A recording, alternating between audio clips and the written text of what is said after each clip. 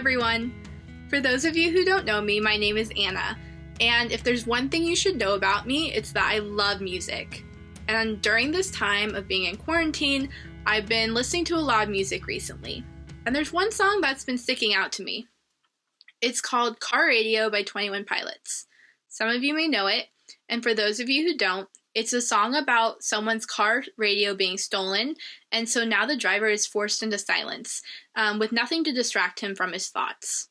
And if you're like me, this is worst case scenario. I will go to great lengths to avoid silence. I'll put on Netflix while I'm falling asleep. I will listen to music in the shower, and I'll oftentimes be on my phone while I'm waiting in line, just as a distraction. And there's a couple really good lines in the song that say, "Sometimes quiet is violent. I find it hard to hide it. My pride is no longer inside. It's on my sleeve, my skin will scream, reminding me of who I killed inside my dream. I hate this car that I'm driving. There's no hiding from me. I'm forced to deal with what I feel. There is no distraction to mask what is real. I could pull the steering wheel."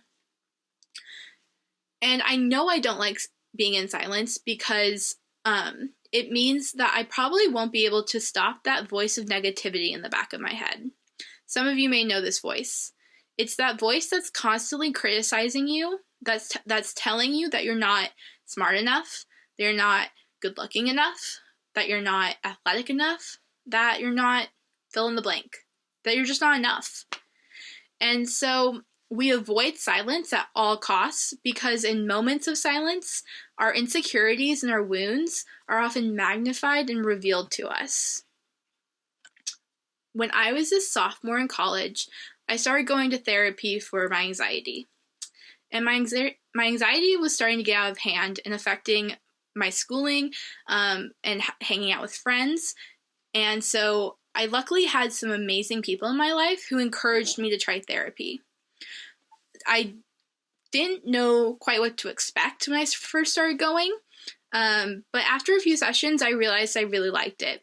I loved my therapist, and it was helping me learn more about me and how to handle my anxiety. And most of all, I really liked just having an hour to that was dedicated just for me during the week. And then at the end of my sophomore year, going into junior, there was a turning point. There was something that had been in the back of my head that I was thinking about bringing up to my therapist, but I kept pushing it away, but then had ultimately decided that I was in a safe space and that I was with someone I trusted. So I decided to open up to my therapist about my struggles with porn. At the time, this was something I had never really talked openly about with anyone, so it was kind of a big deal for me. However, after that, therapy started to get really hard, and I would have to force myself to go every week. Some weeks I would sit down with my therapist and just tell her straight up, I don't want to be here. And this was because I was discovering all of the wounds and these insecurities I had pushed so far away that I had forgotten that they were even there. Another really great line in the song says, "I ponder of something terrifying, 'cause this time there's no sound to hide behind. I find over the course of our human existence, one thing consists of consistence. And it's that we're all battling fear. Oh dear, I don't know if we know why we're here. Oh my, too deep, please stop thinking. I liked it better when my car had sound." Discovering all of these new wounds and insecurities was not fun, and it wasn't easy. There was definitely a time for about 2 months at the beginning of my junior year where I cried every single session I had. And that was because when I took away all my distractions, all the noise in my life, I was really able to think about who I was and my life and those wounds that I had once ignored and covered up. And it's actually a really good thing to see our wounds and insecurities. And trust me, it's hard, it's scary at times, but once we know the lies the devil's telling us, we're more able easily to fight them. Now that I'm out of therapy, I'm more easily able to call out my negative thoughts and I'm able to combat these thoughts with the truth of who I am, that I am a child of God and that I'm made in his image and likeness. Probably my favorite line in the song says, "Faith is to be awake, and to be awake is for us to think, and for us to think is to be alive, and I will try with every rhyme to come across like I am dying, to let you know that you need to think." Even though it was hard going to therapy at the time, that was when I was actually doing my most healing. And trust me, it wasn't just in therapy. I spent a lot of time in silent prayer that year.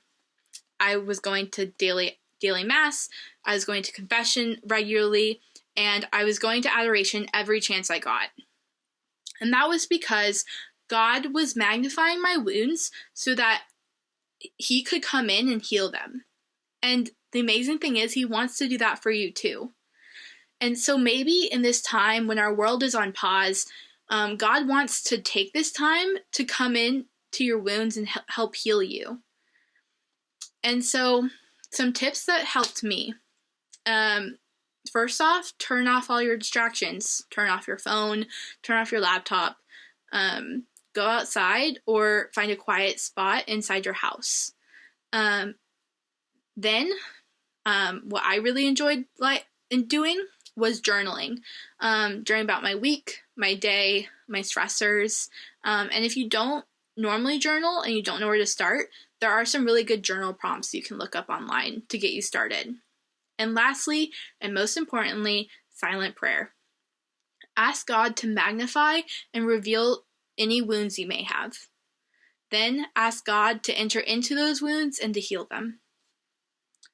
Now remember, this is a long process. It's not going to happen overnight. I have been out of therapy for almost 2 years now, and I am still healing. It's an ongoing process and it takes time. So make sure to be gentle with yourself and forgiving. And remember, you're not alone. And don't be afraid to share with others what you're going through. And that doesn't just mean a therapist. It can mean your parents, a close friend, Allie and Nick, and even a score team. We're here for you and we want to help you during this time. So I'm going to leave you with the chorus of the song.